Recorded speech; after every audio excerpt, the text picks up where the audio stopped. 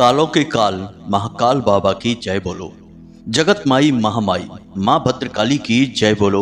माता रानी के सांचे दरबार की जय बोलो।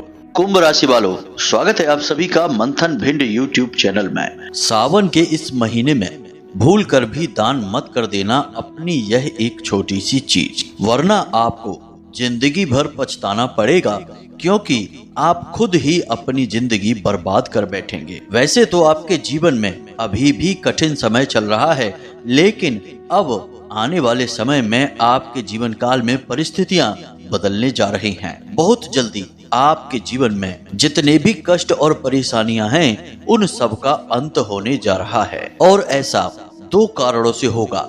पहला तो यह है कि ग्रहों की दशा आपके अनुकूल बन रही है, जो आपकी हर मनोकामना पूरी करने वाली है। ठीक इसी के साथ साथ दैवीय कृपा और भगवान का आशीर्वाद भी आपके जीवन में अब शामिल हो चुका है। इस वजह से आपकी जीवन की हर समस्या का अंत हो जाएगा और आपकी हर मनोकामना पूरी होने लगेगी। लेकिन ऐसे में यदि आपने अपनी यह एक चीज इस सावन के महीने में किसी को दान में दे दी या यूं ही बस उपयोग के लिए दे दी, तो आप अपनी आने वाली हर एक खुशी, दैवीय कृपा और ग्रहों की सकारात्मक ऊर्जा सब दूसरों के हाथों में दे देंगे। जी हाँ मित्रों, यह वीडियो आपके लिए एक चेतावनी है।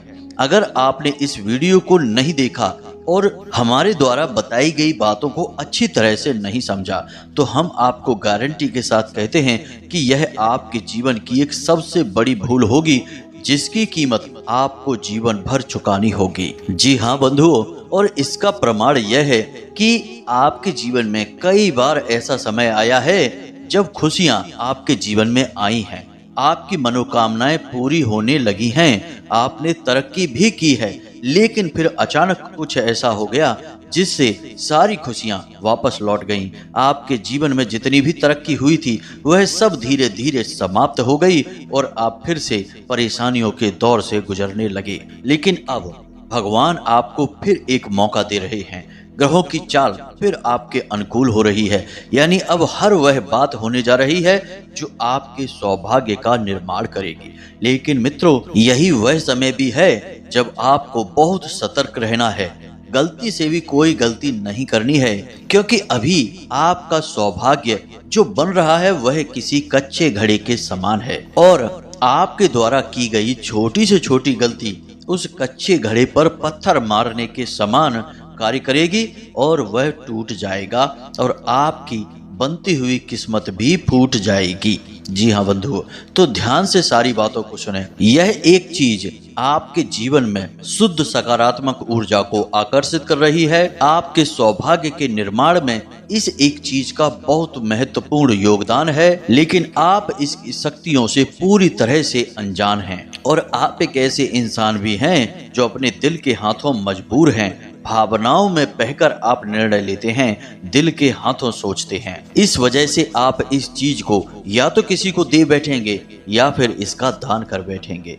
तो अब कौन सी है यह एक चीज? आपके मन में यह प्रश्न तो उठ ही रहा होगा। तो अब आप चिंता न करें, इस वीडियो को बस अंत तक देखें। हम आपको न केवल इस एक चीज के बारे में संपूर्ण जानकारी विस्तार के साथ शास्त्रीय प्रमाणों के साथ देंगे, इसी के साथ साथ संपूर्ण ज्योतिषीय और गणितीय आंकलनों के आधार पर आपके आने वाले 5 से 6 दिनों की सटीक भविष्यवाणियां करेंगे और आपको कुछ ऐसे कार्यों के बारे में बताएंगे जिन्हें आपको इन 5 से 6 दिनों में जरूर कर ही लेना चाहिए। यदि आप उन कार्यों को कर लेते हैं तो आप यकीन मानिए मित्रों कि वह सब कुछ हासिल कर लेंगे जिसके लिए आप अब तक तड़प रहे थे। आपकी हर इच्छा, हर मनोकामना स्वयं भोले बाबा और माँ भद्रकाली खुद आकर पूरी करेंगे। जी हाँ बंधुओं, अब आपको हो सकता है कि सुनकर थोड़ा सा आश्चर्य लग रहा हो, लेकिन यहाँ पर जो बातें हम आपको बताएंगे वे न केवल वैदिक पद्धति पर आधारित होंगी बल्कि हमारे वर्षों के अनुभव पर भी आधारित होंगी। जी हाँ बंधुओं, यह वीडियो असल में आपके लिए किसी खजाने से कम नहीं है। तो अब ऐसे बहुमूल्य खजाने को यूं ही जाने देना तो सचमुच में एक बड़ी मूर्खता का कार्य होगा। तो आप ऐसी गलती ना करें। हमारा आपसे बार बार निवेदन है कि इस वीडियो को पूरा देखें, हमारे साथ अंत तक बने रहें। तो आज के इस विशेष ज्योतिष के कार्यक्रम को शुरू करते हैं, लेकिन इससे पहले माता रानी को आभार तो व्यक्त करना ही होगा, भोले बाबा को धन्यवाद तो देना ही होगा। तो चलिए कमेंट बॉक्स में लिखिए जय माँ भद्रकाली, जय भोलेनाथ। एक बार नहीं 3 बार लिखना। माता भद्रकाली और भोलेनाथ की आपको पूरी कृपा और आशीर्वाद प्राप्त हो जाएगा। क्या पता आपके किए किस कार्य से भगवान प्रसन्न हो जाएं। और भोले बाबा तो हैं ही भोले भाले, तभी तो उनका नाम भोलेनाथ है। तो पता नहीं आपके किस कार्य से इतने प्रसन्न हो जाएं कि आपको वह सब कुछ दे दें जिसके लिए आप केवल सपनों में ही विचार करते थे। तो बिल्कुल संकोच न करें, आलस न करें। यह हमारा और आपका परम धर्म है कि भगवान को हमेशा धन्यवाद देते रहें। इसी के साथ साथ माता रानी के इस तुच्छ दास का आपसे एक छोटा सा निवेदन और है कि यदि आप इस चैनल पर पहली बार आए हैं तो आप इस चैनल को सब्सक्राइब करके बगल में जो घंटी का निशान है उसे भी अवश्य दबा ही दें। ऐसा करके आप हमारे और माता रानी के दिव्य परिवार के सदस्य बन जाएंगे, सीधे धाम से जुड़ जाएंगे। यकीन मानिए बंधुओं कि जैसे ही आप इस कार्य को करेंगे वैसे ही आपके जीवन से समस्याएं धीरे धीरे ऐसे गायब होने लगेंगी जैसे कि वे कभी आपके जीवन में थी ही नहीं। और ऐसा होगा माता रानी की कृपा और आशीर्वाद की वजह से, क्योंकि आप माता रानी के परिवार के सदस्य बन चुके हैं। तो चलिए जल्दी से इस शुभ कार्य को कर डालिए, फिर आगे बढ़ते हैं। मित्रों, अब जो बातें हम आपको बताने जा रहे हैं उन्हें जरा आप ध्यान से समझना। यह तो आप अच्छी तरह से जानते ही हैं कि इस संसार में हर एक इंसान, जीव जंतु, यहाँ तक कि चीजों की भी अपनी एक खास ऊर्जा होती है और यह ऊर्जा दूसरों को या यूं कहें कि हमें प्रभावित भी करती है। इसका आपने अपने जीवन में कई बार अनुभव भी किया है। अब चीजों की बात क्या की जाए, रंगों की भी अपनी एक खास ऊर्जा होती है। आपने कई बार यह महसूस किया होगा कि किसी विशेष रंग के कपड़े पहनकर आपका मनोबल ऊंचा हो जाता है, आपका मन प्रसन्न हो जाता है।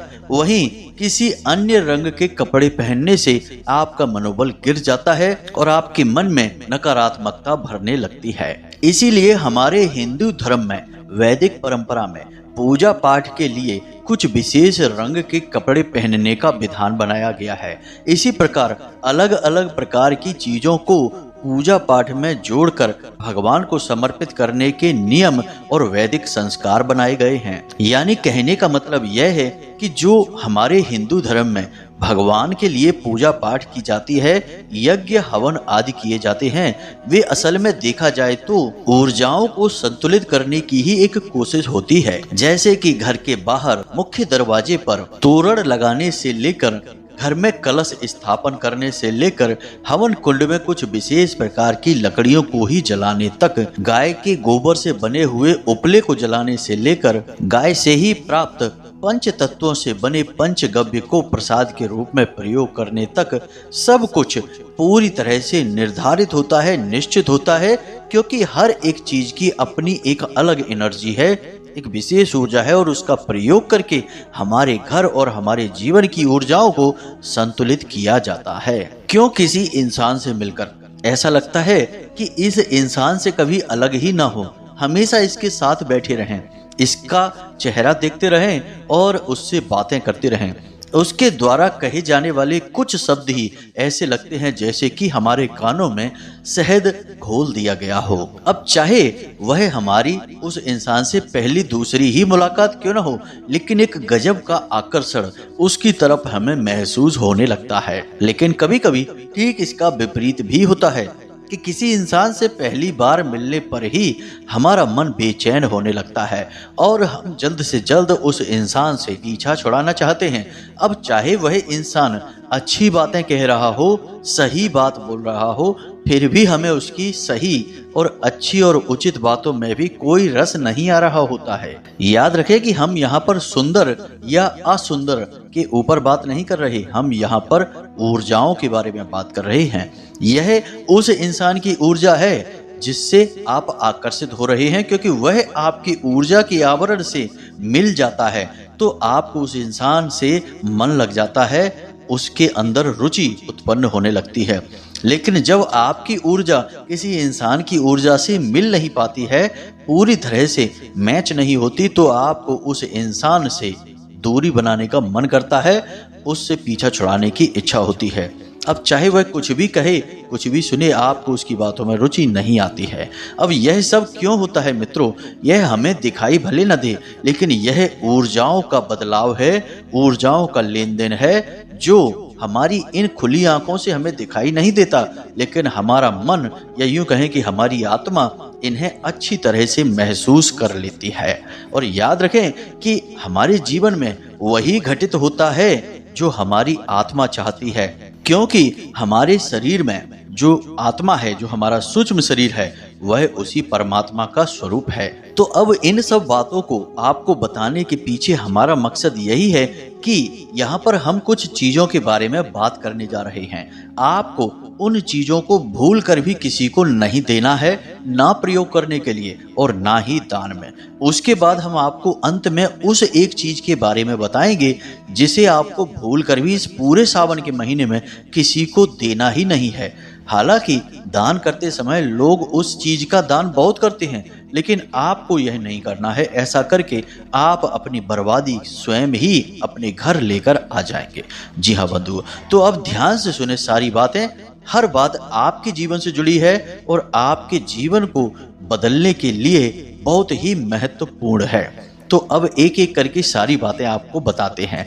सबसे पहला, आपके पहने हुए वस्त्र। जी हाँ बंधुओं, अब जिन चीजों के बारे में हम यहाँ पर बात करने जा रहे हैं, उन चीजों का सीधे तौर पर 3 ग्रहों से सीधा संबंध होगा। और वह 3 ग्रह कौन से हैं? सबसे पहला ग्रह है शनि ग्रह। शनि सबसे महत्वपूर्ण भूमिका आपके जीवन में, यहाँ तक कि हर इंसान के जीवन में निभाते हैं और अभी भी निभा रहे हैं। क्योंकि इसका कारण यह है कि शनि बकरी चाल में चल रहे हैं और शनि की दृष्टि बकरी होती ही है, और यदि चाल भी बकरी हो जाए तो शनि का प्रभाव कई गुना बढ़ जाता है। जी हाँ बंधुओं, तो शनि तो सबसे महत्वपूर्ण है ही। दूसरा बुध और तीसरा ग्रह है शुक्र। अब बुध हमारे काम धंधे व्यापार और शुक्र हमारे जीवन की भौतिक सुख सुविधाएं, हमारे मान सम्मान और प्रेम से जुड़े हुए हैं। तो अब ऐसे में इन तीनों ग्रहों से जुड़ी हुई चीजों के बारे में हम बात करने जा रहे हैं। तो अब सबसे पहली बात हमने की वस्त्र। अब हम वस्त्र अपने शरीर पर 2 जगह से पहनते हैं, मतलब कि कमर से ऊपर के वस्त्र शुक्र के होते हैं और कमर से नीचे पहने जाने वाले वस्त्र शनि के होते हैं। और ठीक इसी प्रकार हमारे गले में यदि हम कुछ पहनते हैं, जैसे लॉकेट है, कोई माला है या कुछ भी धागा ही क्यों न पहने, वह बुध का प्रतीक होता है। तो अब यहाँ पर हम 3 चीजों की बात कर रहे हैं। अपने वस्त्र आपको किसी को भी नहीं देना है। यदि आप अपने वस्त्र किसी को देते हैं, कमर से ऊपर के या कमर से नीचे के, तो आप शनि और शुक्र दोनों को ही खराब कर लेंगे। अब याद रखना कि यहाँ पर शनि आपके लिए नकारात्मक नहीं है, बकरी अवश्य है, लेकिन आपको गलत परिणाम नहीं दे रहे हैं। उल्टा शनि आपको अच्छे परिणाम देने जा रहे हैं। अब ऐसा शायद आपको समझ में ना आ रहा हो कि हम क्यों कह रहे हैं कि शनि आपको अच्छे परिणाम दे रहे हैं, जबकि शनि तो बुरे परिणाम देने के लिए ही मशहूर हैं।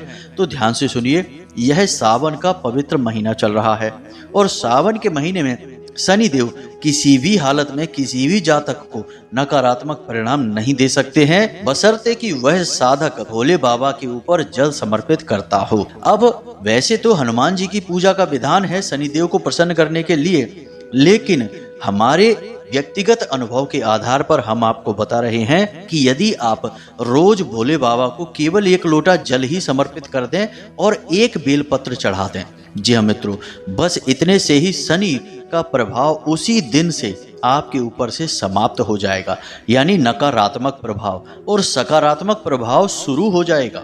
जी हाँ बंधुओं, यह हमारा खुद का व्यक्तिगत अनुभव है, क्योंकि भोले बाबा का शनिदेव से सीधा नाता है। भोले बाबा गुरु जी हैं और शनिदेव शिष्य हैं, और गुरु और शिष्य का जो नाता है वह हिंदू धर्म में सबसे बड़ा नाता कहा गया है। जी हाँ मित्रों, गुरु को ईश्वर से भी बढ़कर माना गया है, इसलिए शनिदेव अपने गुरु का परम सम्मान करते हैं। तो जो व्यक्ति उनके गुरु का मान रखेगा, उनकी पूजा करेगा, उसका शनिदेव बाल भी बांका नहीं करते हैं। इसे आप याद रखिए। तो अब ऐसे में आपको शनिदेव से जुड़ी वस्तुओं का भूल कर भी दान नहीं करना है। कोई आपसे खूब कह दे कि आप शनिदेव से जुड़ी चीजों का दान करिए, आप अपने जूते, वस्त्र या फिर लोहे की कोई वस्तु या कुछ भी दान कर दीजिए, लेकिन आपको नहीं करना है। इसका कारण यह है कि शनिदेव आपको लाभ पहुंचा रहे हैं, और ज्योतिष का एक बहुत बड़ा नियम है, इसे आप दिमाग में बैठा लीजिए कि जो ग्रह हमें लाभ दे रहे होते हैं, उन ग्रहों से जुड़ी हुई चीजों का कभी भी दान नहीं किया जाता है। उस ग्रह से जुड़ी चीजों का दान करने का मतलब है कि जो लाभ आपको प्राप्त होने जा रहे हैं, वे लाभ अब किसी और को प्राप्त होंगे। आपको उल्टा उस ग्रह की नकारात्मक ऊर्जा मिलेगी, आपका जीवन बर्बाद हो जाएगा। यह ठीक बिल्कुल वैसी ही स्थिति बनेगी कि लक्ष्मी जी आई आपका तिलक करने के लिए और आप मुंह धोने चले गए, यानी कि अब आपका इंतजार तो करेंगे नहीं माता जी, आगे बढ़ जाएंगी, किसी और के माथे पर तिलक करेंगी। तो यही मूर्खता, यही गलती हर इंसान करता है। आपको भी ऐसी गलती नहीं करनी है, बचना है इनसे, तभी तो हमने आपको यह वीडियो दिया है। तो शनिदेव से जुड़ी कोई भी वस्तु आपको भूल कर भी किसी को दान नहीं करनी है। अब हो सकता है कि आपके मन में प्रश्न उठे कि भाई ऐसी कौन सी चीजें हैं, तो जरा ध्यान से सुनिए, जल्दी जल्दी बता देते हैं। अब मित्रों, यहाँ पर एक बात बहुत बारीक सी है, इसे आपको समझना है कि हम यहाँ पर लोगों को दान करने के बारे में बात कर रहे हैं, मंदिर में दान करने की नहीं, क्योंकि मंदिर में दान करने का अलग विधान है और लोगों को बाहर दान कर देने का एक अलग विधान है। जैसे लोग भिखारियों को दान करते हैं, जरूरतमंदों को दान करते हैं, उसके बारे में हम यहाँ पर बात कर रहे हैं। तो अब आपको क्या दान नहीं करना है, शनिदेव से जुड़ी चीजें कौन सी हैं, ध्यान से समझिए। सबसे पहले आपके कमर के निचले हिस्से पर पहने जाने वाले वस्त्र, दूसरा कि आपके पैरों में पहने जाने वाले जूते, चप्पल, सैंडल वगैरह है। इसी के साथ साथ काले रंग का कोई भी सामान जिसे आप प्रयोग करते हैं, चाहे वह छाता हो, चाहे वह कंबल हो, या फिर कोई भी अन्य प्रकार का वस्त्र ही क्यों ना हो, वह भी शनिदेव का सूचक है। इसी प्रकार उड़द की दाल है, और हाथ में पहने जाने वाले कड़े, चूड़े, अंगूठी, ये सारे शनिदेव के सूचक हैं। इन्हें आपको भूलकर भी किसी को दान नहीं करना है। इसी के साथ साथ शुक्र ग्रह से जुड़ी हुई चीजें भी आपको भूलकर भी किसी को दान नहीं करनी है, इन्हें भी ध्यान से समझिए। कमर से ऊपर पहने जाने वाले वस्त्र, सफेद रंग के कोई भी वस्त्र, रुमाल, तौलिया, दुपट्टा, कुछ भी जो सफेद रंग का है वह किसी को दान नहीं करना है। इसी प्रकार सफेद रंग की मीठी वस्तु जैसे कि बतासे होते हैं, सफेद खीर होती है चावल से बनी हुई, या फिर कोई भी सफेद मिठाई। इसी प्रकार परफ्यूम, खुशबूदार जो परफ्यूम होता है उसे भी लोग दान कर देते हैं कभी कभी। यह भी ना किसी को देना है और ना ही किसी को दान करना है। साथ ही साथ सफेद रंग की कोई भी ज्वेलरी या चांदी से बनी हुई चीजें, ये सारी चीजें आपको किसी को भी दान नहीं करनी है, ना ही किसी को यूं ही पहनने के लिए देनी है। अपनी जेब में रखा सफेद रंग का रुमाल भी किसी को नहीं देना है। अब बात कर लेते हैं बुध ग्रह से जुड़ी हुई, क्योंकि यह भी आपके लाभ भाव में गोचर कर रहे हैं और आपको विशेष लाभ पहुंचाने वाले हैं, आपके सौभाग्य का निर्माण करने जा रहे हैं। तो हरे रंग की कोई भी वस्तु जिसे आप प्रयोग करते हैं किसी को भी ना दें। कोई वस्त्र हो सकता है, कोई भी सामान हो सकता है, कुछ भी जिसे आप प्रयोग करते हैं। हरे रंग की सब्जियां किसी को भी ना दें। इसी प्रकार मूंग की दाल जो हरे रंग की होती है वह भी किसी को ना तो दान में दें, ना ही खाने के लिए दें। इसी प्रकार धार्मिक किताबें, भगवान की किसी भी प्रकार की तस्वीर या मूर्ति, या फिर अपने घर के बच्चों के वस्त्र, इन्हें भी किसी को ना तो दान दें, ना ही प्रयोग के लिए दें। और एक छोटी सी चीज जिसे अक्सर लोग लेन देन कर लेते हैं और इसके बारे में विचार भी नहीं करते हैं, वह कलम या पेन। ऑफिस में काम करने वाले लोग अक्सर यह करते हैं, जिस कलम को आप रोज प्रयोग करते हैं उस कलम को अपने पास ही रखें, उसे किसी को भी प्रयोग के लिए भी ना दें। आपने अक्सर यह देखा होगा कि अमीर लोग या फिर बड़े उच्च अधिकारी अपनी जेब में एक कलम लगाकर रखते हैं। उस कलम को वो किसी को प्रयोग करने के लिए भी नहीं देते हैं, उसका प्रयोग वे केवल स्वयं करते हैं। अपनी प्रयोग की जाने वाली कलम को यदि आप किसी और को दे देते हैं तो इससे आपका बुध खराब हो जाता है। तो ये तो वो चीजें हैं जिन्हें आपको इस पूरे सावन के महीने किसी को भी देनी नहीं है, दान नहीं करना है, ना ही यूं ही प्रयोग करने के लिए देना है। अब हम आपको बताने जा रहे हैं उस एक चीज के बारे में जिसे आपको इस सावन के महीने गलती से भी किसी को नहीं देना है। जी हाँ बंधुओं, अब यहाँ पर हम बात कर रहे हैं 3 ग्रहों की। तीनों ग्रहों का संबंध सीधे तौर पर आपकी सुख समृद्धि से है, यानी आपके जीवन में आनंद, सुख, समृद्धि और शांति से है। और तीनों ही ग्रहों का संबंध सीधे तौर पर माता लक्ष्मी से भी है। तीनों ही ग्रह जब किसी जातक पर अपनी कृपा करते हैं, उससे प्रसन्न होते हैं, तो सबसे पहला और सबसे महत्वपूर्ण लाभ उस जातक को धन का लाभ ही होता है। यानी कि अलग अलग स्थानों से कई प्रकार से उसके जीवन में धन का आगमन होता है।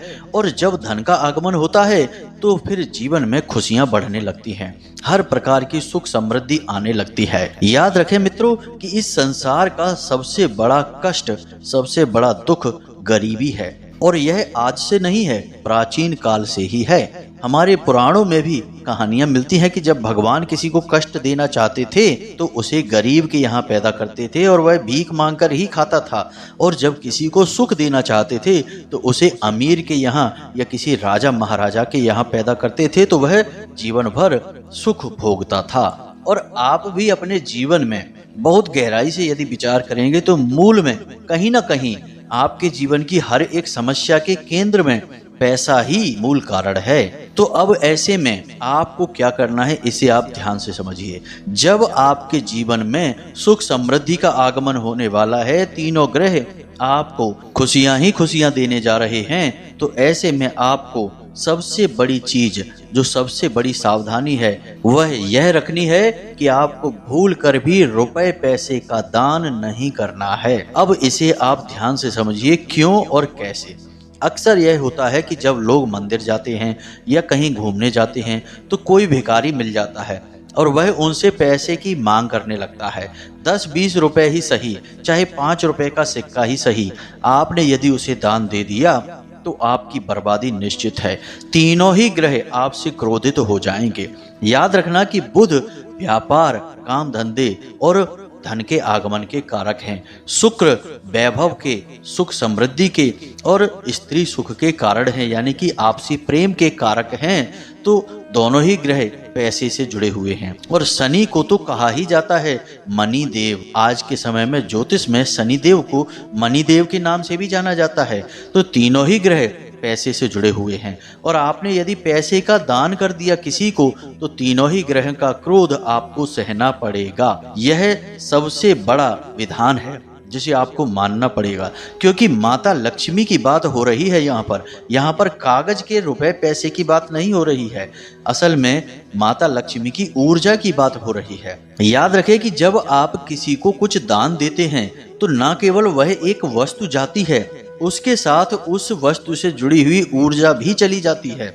इसीलिए तो आपने अपने जूते किसी को दान कर दिए, तो जूते तो केवल एक चीज है, उससे क्या होगा, लेकिन जूते के साथ शनिदेव की ऊर्जा जुड़ी है, वह भी चली जाएगी। तो बस यहाँ पर रुपए पैसे से माता लक्ष्मी की ऊर्जा जुड़ी है, उसी ऊर्जा की बात हो रही है। आपने किसी को पैसे दे दिए, धन दे दिया, तो फिर माता लक्ष्मी आपके घर से रूठ कर चली जाएगी और आपके जीवन में आ रही सुख समृद्धि उल्टे पांव वापस हो जाएगी। तीनों ही ग्रह आपसे क्रोधित हो जाएंगे, नकारात्मक परिणाम आपको देने लगेंगे। तो अब आप जरूर यह सोच रहे होंगे कि जब सब दान ही नहीं करना है तो फिर करना क्या है, यानी कि पुण्य कैसे प्राप्त होगा। और दान का तो हमारे हिंदू धर्म में बड़ा विधान है, तो फिर इसके बारे में अब आप क्या करेंगे, इसे आप जरा ध्यान से समझिए। जरूर हमारे हिंदू धर्म में दान का बहुत बड़ा महत्व है। दान को धर्म से जोड़ा जाता है, हमेशा दान धर्म कहा जाता है, लेकिन दान करना भी कैसे है यह जानना आवश्यक है, वरना हर अच्छी चीज बुरी बन जाती है और हमें पता भी नहीं चलता है। तो ध्यान से समझिए, दान करने के 2 नियम हैं। एक नियम कि आपने किसी को यूं ही कुछ दान कर दिया, वह दान अवश्य है आपके पुण्य का घड़ा जरूर भरेगा, लेकिन वह आपके भाग्य का निर्माण नहीं कर सकता है। आपके भाग्य का निर्माण होता है जब आप कुछ दान करें, मंदिर में दान करें। जी हाँ बंधु, मंदिर के प्रांगण में ही किसी को कुछ दान करें तो उसका अलग विधान है। मंदिर के नाम से कुछ दान कर दें, उसका अलग विधान है। अब यहाँ पर रुपए पैसे आप किसी और को न दें, बल्कि आप मंदिर के दान पात्र में डालें या फिर मंदिर के नाम से दान कर दें, मंदिर को ही दे दें। अब मंदिर में तरह तरह के धार्मिक कार्य और क्रियाएं होते रहते हैं। मंदिर में भी भंडारे होते हैं, वहां पर भी गरीबों को भोजन कराया जाता है। तो आपका रुपया वहां प्रयोग हो जाएगा और वह होगा सर्वोत्तम दान। जी हाँ बंधुओं, इसीलिए दान को धर्म से जोड़ा जाता है, क्योंकि धर्म का केंद्र ही मंदिर होता है।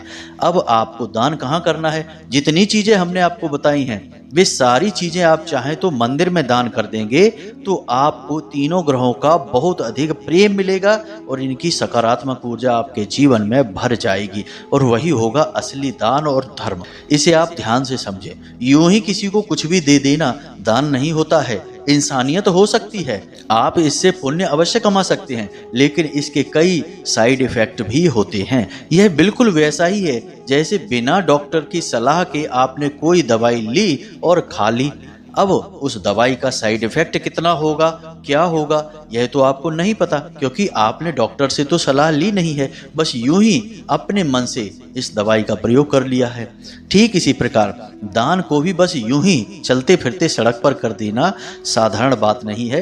इसके कई बार नकारात्मक परिणाम भी प्राप्त हो जाते हैं। मानकर चलिए कि किसी ने आपको बेवकूफ़ बनाया और आपके द्वारा दान दिए गए पैसे से शराब पी ली, या फिर आपने जिस पैसे को दान किया उस पैसे से उसने कोई ऐसा सामान खरीद लिया जिससे उसने हिंसा कर दी, तो अब वह हिंसा का भाग भी तो आपको मिलेगा। किसी की हत्या कर दी तो आपको उस हत्या का भाग मिलेगा कि नहीं? तो यह तो भयंकर पाप हो गया। इसीलिए कहा जाता है कि कहीं भी कुछ भी दान नहीं करना है, सोच समझ कर दान करना है, और कुछ समझ में ना आए तो सीधे मंदिर में जाकर दान कर देना है, बस वही सर्वोत्तम है। अब यदि इन बातों से जुड़े हुए कोई प्रश्न आपके मन में उठते हैं तो आप बिल्कुल चिंता ना करें। आप डिस्क्रिप्शन में दिए गए नंबर पर व्हाट्सएप मैसेज कर सकते हैं या फिर कमेंट करके भी पूछ सकते हैं। हम जब अपनी साधनाओं से, माता रानी की सेवाओं से मुक्त होंगे तो आपके मैसेज पढ़ेंगे और आपको जवाब अवश्य देंगे। आपके मन की संतुष्टि अवश्य होगी। याद रखें मित्रों कि हम जो वीडियो में आपको ज्ञान देते हैं वह हम माता रानी की सेवा समझकर ही आपको बताते हैं और अपने व्यक्तिगत अनुभवों के और शास्त्रीय पद्धति पर आधारित बताते हैं। इसलिए यह ज्ञान 100% शुद्ध है, कारगर है और आपके जीवन में 100% बदलाव लेकर आएगा ही आएगा। जी हाँ बंधुओं, तो उम्मीद है कि जो बातें हमने आपको बताई हैं वे आपको अच्छी तरह से समझ में आ गई हैं। आप इनका प्रयोग करिए और फिर हमें कमेंट करके जरूर बताना कि आपके जीवन में किस प्रकार सकारात्मक बदलाव आए हैं। अब उपाय की बात करें मित्रों, तो सावन का महीना है, सर्वश्रेष्ठ उपाय है कि भोले बाबा को 1 लोटा जल, 1 बेलपत्र और काले तिल समर्पित किए जाएं और 1 माला पंचाक्षरी मंत्र का जाप अवश्य करें। इससे बड़ा कोई उपाय है ही नहीं। याद रखें कि जब देवों के देव महादेव ही प्रसन्न हो गए तो फिर अन्य देव तो आपके साथ आ ही जाएंगे। और माता रानी और भोले बाबा अलग अलग तो है नहीं, अर्धनारीश्वर स्वरूप में आपको दोनों के दर्शन हो जाएंगे। तो इसीलिए हम कह रहे हैं कि आप रोज मंदिर अवश्य जाएं, नित्य भोले बाबा को जल समर्पित अवश्य करें। इससे बड़ा कोई उपाय नहीं है आज के समय में। इसे बिल्कुल भी मिस ना करें, यह आपके हाथों में सुनहरा मौका है। तो इसी के साथ साथ आज की इस वीडियो को विराम देते हैं। हमेशा हंसते रहिए, मुस्कुराते रहिए, सकारात्मक रहिए, भगवान को धन्यवाद देते रहिए और मंदिर अवश्य जाइए, क्योंकि आपका उद्धार वहीं से होगा। मिलते हैं अगले ज्ञानवर्धक वीडियो में, तब तक के लिए धन्यवाद। जय माई की जय, मां भद्रकाली।